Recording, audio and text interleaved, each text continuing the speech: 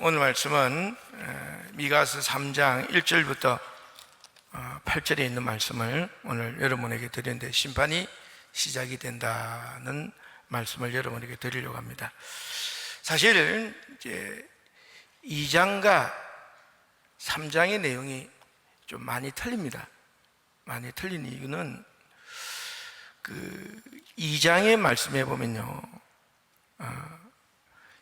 이스라엘이나 예루살렘, 사마리아나 예루살렘에 있는 지도자들이 침상에서 꾀를 꾀하며 악을 꾸미고 날이 밝으면 그 손에 힘이 있으므로 그것을 행하는 자는 화있을진저 밭들을 탐하여 빼앗고 집들을 탐하여 차지하니 그들이 남자와 그의 집과 사람과 그의 산업을 강탈하도다, 이렇게 말씀하고 있거든요. 근데 3장 말씀에 1절, 2절, 3절을 보면 이 지도자들이 내가 또 이르니 야곱의 우두머리들아, 이스라엘 족속의 통치자들아 들으라.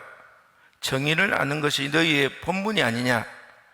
너희가 선을 미워하고 악을 기뻐하여 내 백성의 가죽을 벗기고 그 뼈에 살을 뜯어 그들의 살을 먹으며 그 가죽을 벗기며 그 뼈를 꺾어 다지기를 남비와 속 가운데 담을 고기처럼 하는도다, 이렇게 말씀하고 있거든요. 사실 2절과 2절의 내용도 굉장히 내용이 안 좋은데 3장의 내용은 보면요, 지도자들이 백성들을 선을 미워하고 악을 기뻐한다는 이 내용을 보면요, 아주 고의적이고 지속적으로 악을 탐닉해 오고 있다는 것을 이야기하고 있고요. 또한 이 내용에 보면 가혹한 괴롭힘과 착취를 일삼고 있으며 단지 백성은 그들의 욕구를 채워주는 수단에 불과하다, 이런 내용으로 이렇게 구분을 좀 할 수가 있어요. 그래서 하나님은 이런 모습을 갖고 있는 이스라엘에게, 유다에게 뭐라고요?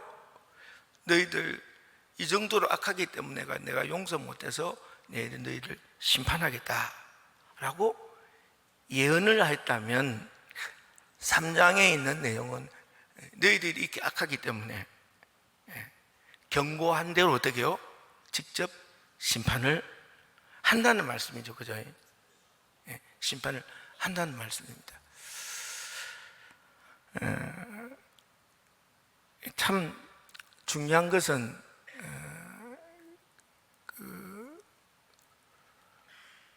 하나님이 적어도 이 2700년 전의 말씀이 지금의 우리에게 주는 말씀의 뜻은 뭐냐면, 적어도 하나님께서 인간을 이렇게 보시되 그 인간이요, 하나님이 양심을 주신 게 있잖아요. 그죠? 근데 양심을 주셨는데도 불구하고 그 양심에 의해서 살아가지 않을 때 하나님은 심판을 경고합니다.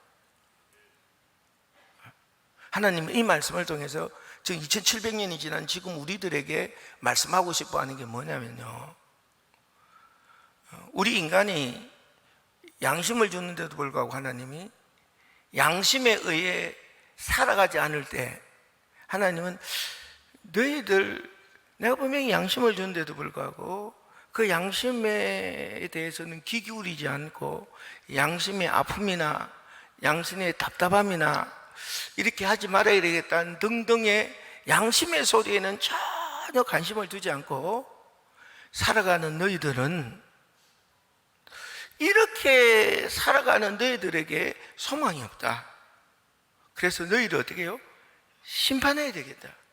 어떻게 너희들 심판을 안 할 수가 있겠느냐 라고 이제 말씀을 하신다면,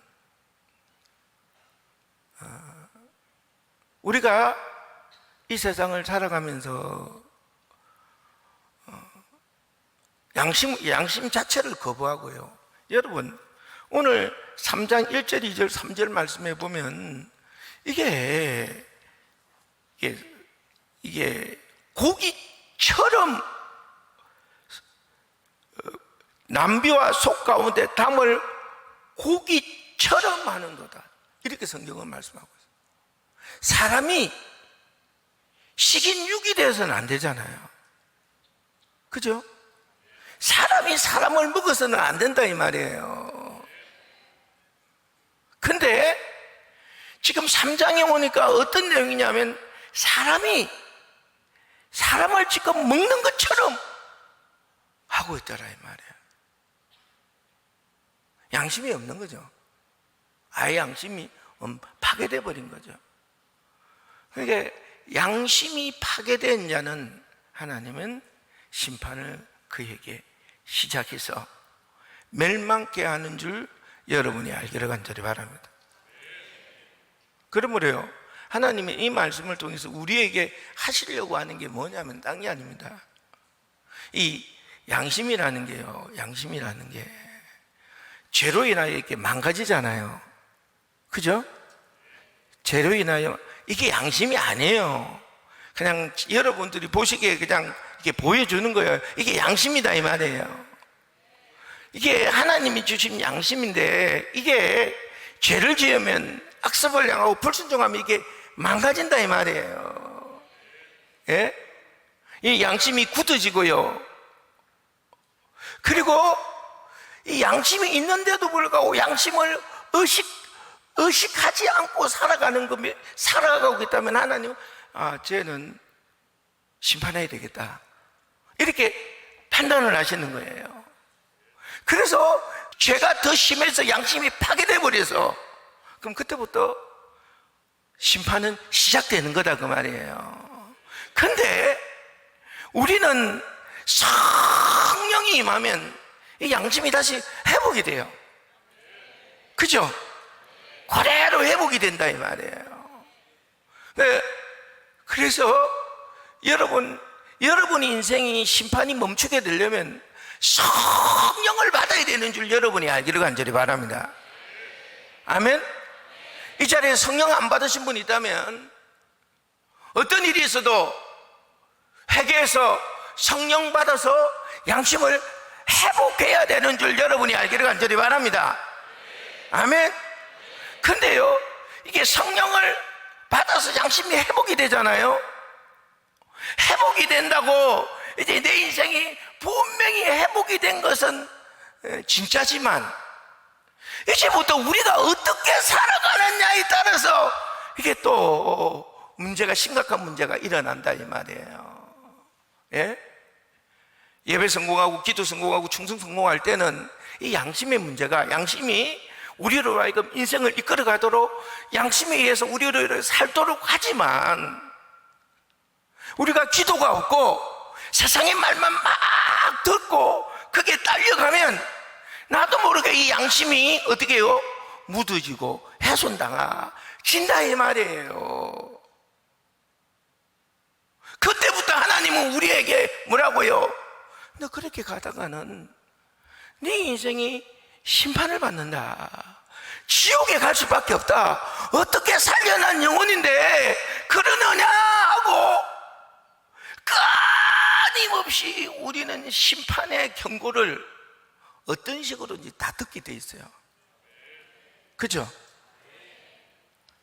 진림이든지 사람을 통해서든지 책을 통해서든지 성경을 통해서든지 예배를 통해서든지 찬양을 통해서든지 기도를 통해서든지 막 이게 진림을 듣는다 이 말이에요. 그래서 경각심을 가지고 이렇게 하면 안 되겠다 라고 생각하고 여러분들이 행동한다면 이 양심은 견고하고 튼튼하게 훼손당하지 않으면서 우리는 심판으로 향하여 가지 않는 자가 된다 이 말이에요. 근데 바쁘니 먹고 사는데 정신이 없어서 세상이 말하기를 등등 이 말에 붙잡고 실제로 양심이 회복되고 진리임에 반응하지 않잖아요. 그럼 여러분의 인생이 어떻게 되느냐? 심판이 시작된다 이 말이에요. 예? 예수를 믿는데 심판이 시작이 되는 거야. 그래서 본인이 어이없어 하는 거야. 왜? 왜? 왜? 그 숱하게 나로 하여금 말씀하시는 경고에 한 번도 반응하지 않고, 그 찔림에 한 번도 반응하지 않고, 바쁘네, 정신이 없네, 지금은 집 사야 되니까, 지금은 성진해야 되니까, 지금은 직장 잡아야 되니까, 지금은 자리를 잡아야 되니까 등등의 각양의 이야기를 내세워가지고 한 번도 양심의 찔림에 반응하지 않았다가 그 얘기로 대변하고 있다가 내 살아가는 모습이 전혀 양심이 없는 자처럼 살아갈 때부터, 반응하지 않을 때부터 하나님은 우리를 심판하시는데, 심판을 당할 때 어이없어 하는 거예요. 왜? 왜 나는 예수 믿었는데? 왜 이래요? 이런 얘기를 하는 거예요. 여러분,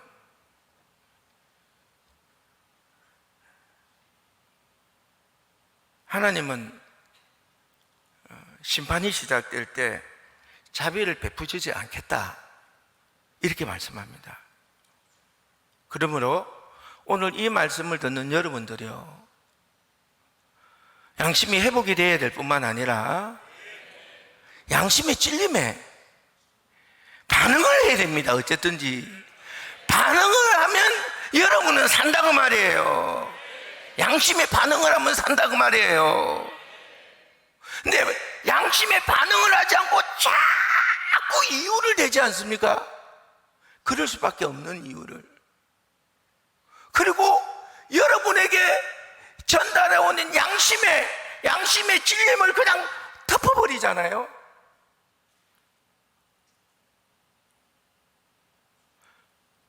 덮을 수는 있어요. 덮을 수는 있어요. 근데 심판이라는 게 온다 이 말이에요. 왜? 그러므로 오늘 하나님께서 하시는 이 말씀을 듣고 제발 우리의 양심이 찔림이 있을 때 제발 기도로, 예배로 반응해서 이 양심이 무뎌지지 않도록 하시는 여러분 되기를 주님의 이름으로 간절히 바랍니다. 그리고요, 오늘 또 말씀하고 있는 것은 5절의 이하의 말씀인데요, 내 백성을 유혹하는 선지자들은 이에 물을 것이 있으면 평강을 외치나 그 입에 무엇을 채워주지 아니하는 자에게는 전쟁을 준비하는 자더라. 이런 선지자에 대하여 여호와께서 이르되, 이렇게 말씀을 이야기합니다. 그때 이 선지자들이요, 제약상으로는 뇌물을 받으면 평강을 선포해주고 뇌물을 주지 않는 자에게는 전쟁이 있을 것이다, 이렇게 선포했다는 것입니다. 즉 선지자들이 돈을 주면 좋은 신탁을 선포하고 돈을 주지 않으면 협박하고 저주하는 일을 일삼았다는 것입니다. 그래서 하나님은 이에 대해서 너의 모습이 너무 악하기 때문에 심판이 시작될 것이다, 이렇게 지금 말씀하시면서 자비는 없다, 이렇게 지금 말씀하고 계신다고 말이에요. 근데요, 2장 말씀에 보면 미가서 2장 6절, 그들이 말하기를 너희는 예언하지 말라, 이것은 예언할 것이 아니거늘 욕하는 말을 그치지 아니하는도다 하는도다. 여러분, 2장에 앞으로 심판이 있을 것이라고 예언할 때에 이 선지자들에 대해서 누가 그 선지자의 말을 왜곡되고 잘못되고 그리고 잘못될 수밖에 없도록 유도하는 자는 누구냐면요, 회중이에요. 예언하지 마라.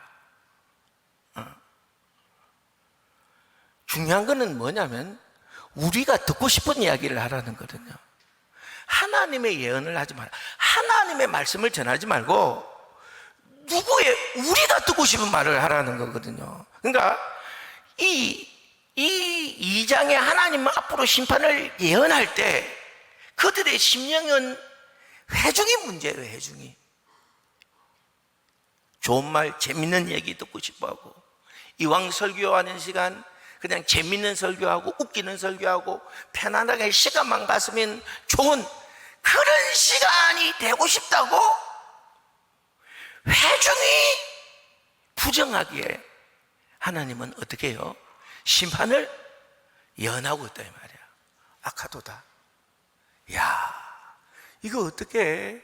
하나님의 말씀을 하나님의 말씀으로 안 듣고 어떻게 하나님의 말씀을 사람 듣기에 좋은 것으로 분별해서 해달라는 이런 악함에, 야, 내 백성이 악하도다 그러면서 너희는 앞으로 이런 심정을 갖고 편하지 않는다면 내가 심판하겠노라, 이 심판을 예언하는 거거든요.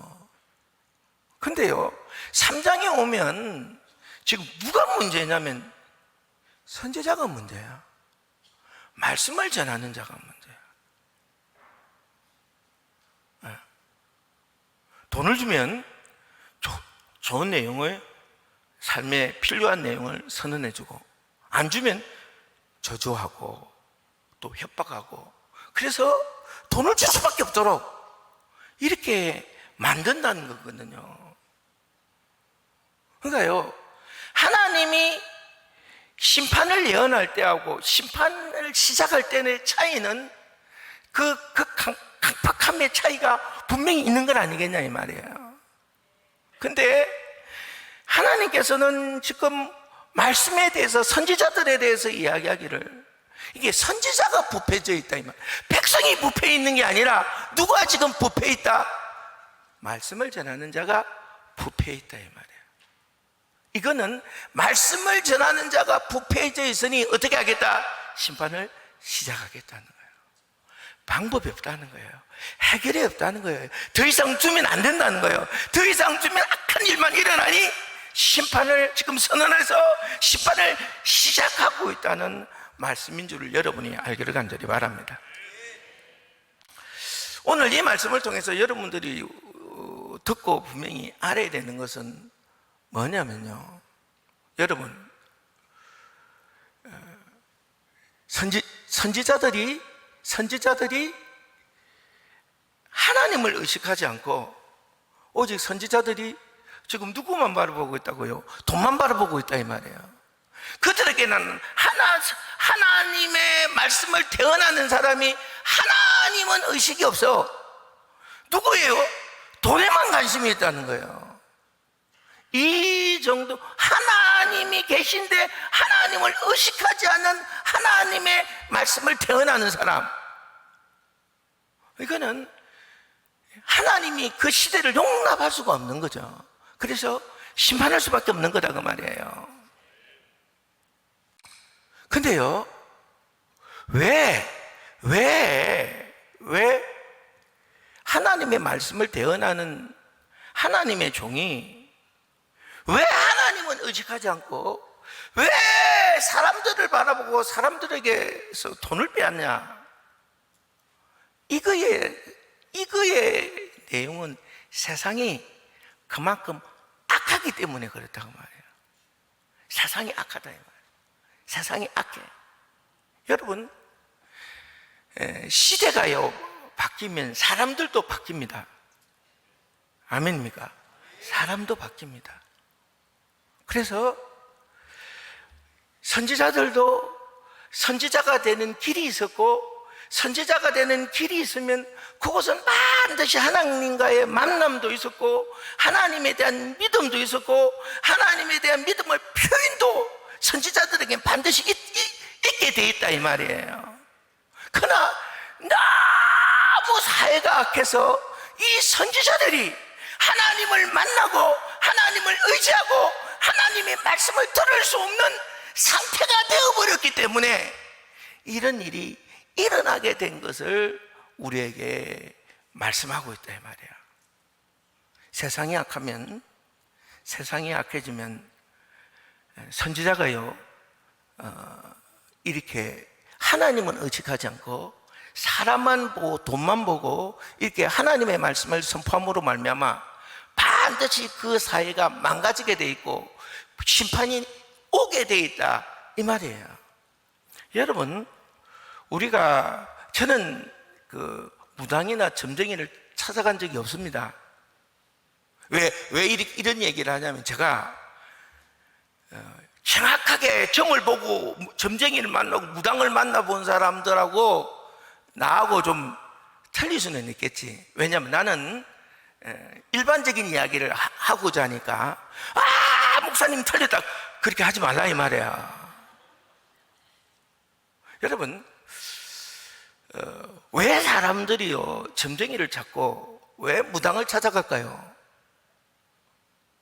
해결을 내려 있는 문제가 해결할 방법이 없으니까. 그래서 이제 점쟁이를 찾아가고 무당을 찾아간다고 말이에요. 이 사람들은 신이 내려서 뭘 안다는 사람들이니까.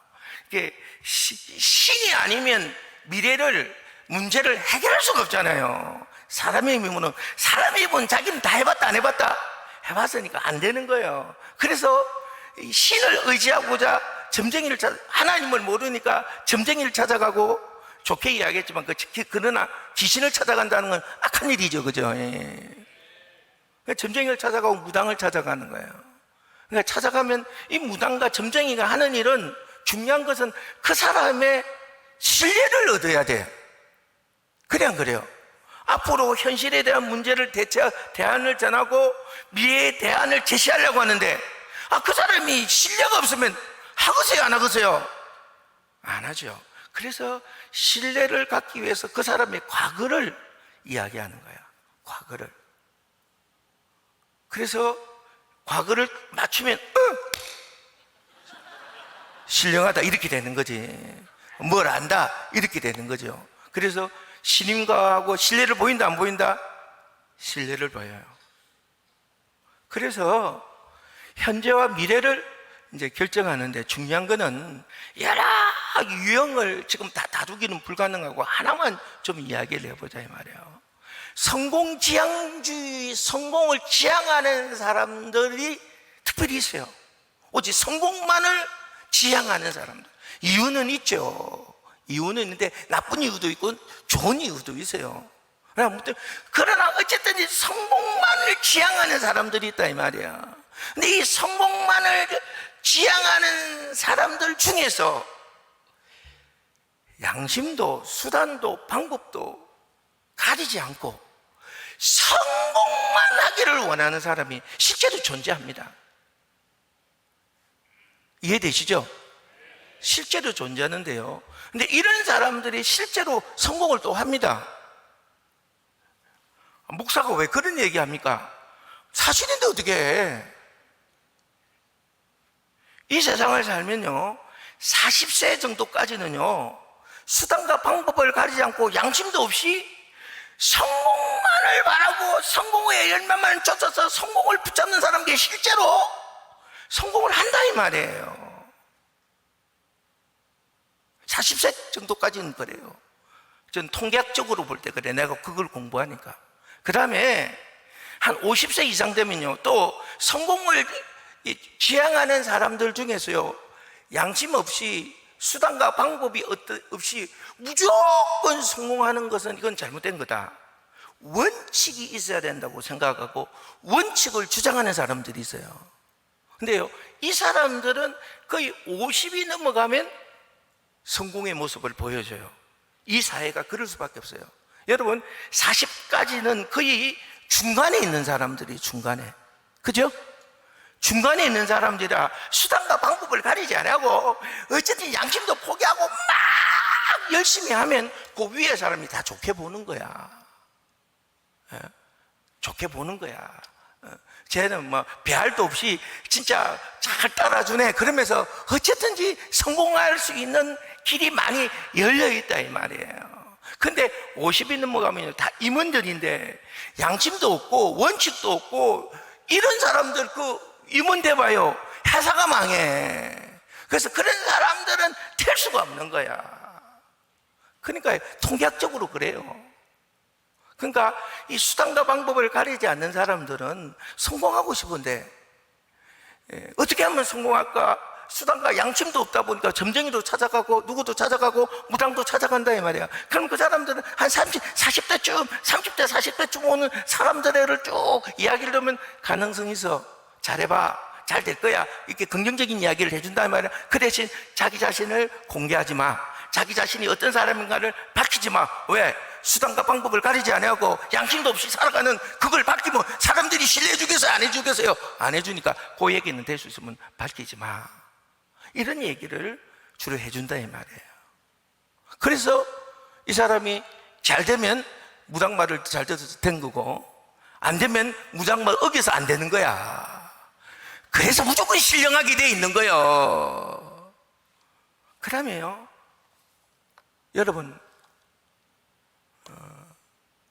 그 다음에는 이런 사람들이 또 50에 대해서도 또 성공하고 싶을 거 아니에요. 그러면요, 무당들이 점쟁이들이 부정적인 이야기를 해줘요. 어려울 것 같다, 힘들 것 같다, 안 될 것 같다, 이런 얘기를 하거든요. 수단과 방법과 양심이 없으니까 어때요? 그래도 알 수 있는 방법, 그러니까 운명을 바꾸는 방법밖에 없다는 거예요. 귀신을 속이는 방법밖에 없다는 거예요. 그러니까 귀신의 마음을 흐뭇하게 해서 어떻게 해요? 순간적으로 이 문제가 될 수 있도록 하는 길밖에 없다는 거예요. 그게 뭐예요? 구친 거고, 그게 뭐예요? 재산 거고, 그게 뭐예요? 뭐다 이 말이에요. 그래서 돈을 많이 주고 실제로 많이 준 만큼 작다, 효험이 없다는 거지. 요 정도로 가지고는 운명이 바뀌진다 안 바뀌진다? 안 바뀌진다 이 말이야. 이 정도 가지고 신을 속일 수 있다 없다? 못 속인다 이 말이야. 화끈하게 해가지고 신이 속을 만큼 내놔라 이 말이에요. 이게 무당이고 이게 귀신이요. 근데도 의없이 가서 갖다 바치는 사람들이 또 존재한다는 거 아닙니까? 여러분, 왜 이 말씀을 여러분에게 드리냐면 이게 세상만 그런 게 아니라는 거예요. 여러분, 하나님 앞에 나올 때 하나님은 여러분의 모든 것을 해결할 수 있어요. 아멘? 그러나 회개해야 돼. 그리고 과정이 있어. 성실하고 정직하고 근면해야 되고, 일학 성공을 꿈꾸지 말아야 되고, 전도 성공, 예배 성공, 관계 성공, 충성 성공 해야 돼요. 그러면서 어떤 일든지 기도하고, 곰곰이네 생각대로 아닌데 기도하고, 하나님 뜻을 묻고 살아가면요, 다 해결되어 있고요, 다 복받게 되어 있고요, 다 형통하게 되어 있는 줄 믿으시기를 간절히 바랍니다. 근데 세상이 약하면요, 심판이 시작이 될 때는요 어떻게 하느냐 하면 그런 얘기 안 한다는 거예요. 과정 이야기 안 한다는 거예요. 회개 이야기 안 한다는 거예요. 그냥 교회 나와라, 예수 믿어라, 그러면 복 받고 해결 다 된다는 이야기 하는 거예요. 이걸 환호하고 이걸 따라가고 이걸 원하는 그 시대가 심판을 받는 시대다 그 말이에요. 여러분이 지금 심정 속에 기도 안 하고 근명성실 정직으로 안 살고 하나님께 진짜 안 매달리고 그냥 해결되고 싶고 그냥 해결된다는 이 이야기만 듣고 싶고 그 이야기만 들었으면 하는 그 마음이 꽉 차 있다면 여러분은 뭐요? 여러분 인생이 해결이 아니라 심판으로 나가는 상황이다. 될 게 아무것도 없다. 그 얘기예요. 그 얘기를 이 말씀을 통해서 지금 말씀하고 있다 이 말이에요. 그리고 성경은 또 말씀합니다. 오직 8절 나는 여호와의 영으로 말미암아 능력과 정의와 용기로 충만해져서 야곱의 허물과 이스라엘의 죄를 그들에게 보이리라 이렇게 말씀하고 있거든요. 이런 시대에도 미가 선지자는요 여호와의 영으로 말미암아 지금 다 말씀을 팔아먹고 있는 이때에도 난 여호와의 영으로 정의를 이야기하고 용기를 이야기하고 야곱의 허물을 이야기하고 이스라엘의 죄를 그들에게 이야기해서 나는 하나님으로 인하여 살겠다는 것을 선언하고 있습니다. 여러분 세상이 약하면요 세상이 약하면 지도자들이 이렇게 돈을 주고 돈을 받고 화평만 선언한다고 하지 않습니까?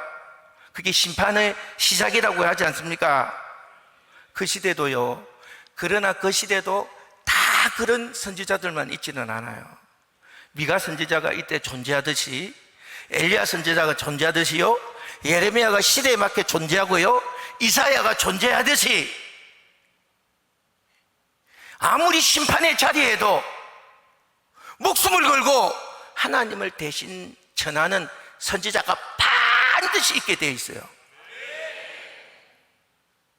반드시 있게 되어 있어요. 그건 하나님의 뜻이에요. 하나님이 반드시 남은 자를 만들어 주신다고 하듯이 주의 종도 남은 자가 있어요.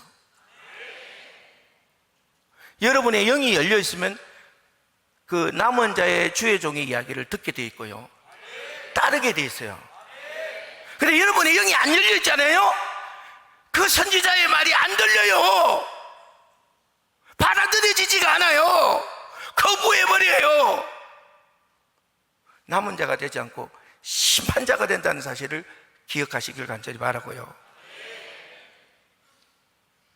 마지막 때일수록 여러분이 남은 자가 되려면 영이 열려 있어야 된다. 성령이 충만해 있어야 된다.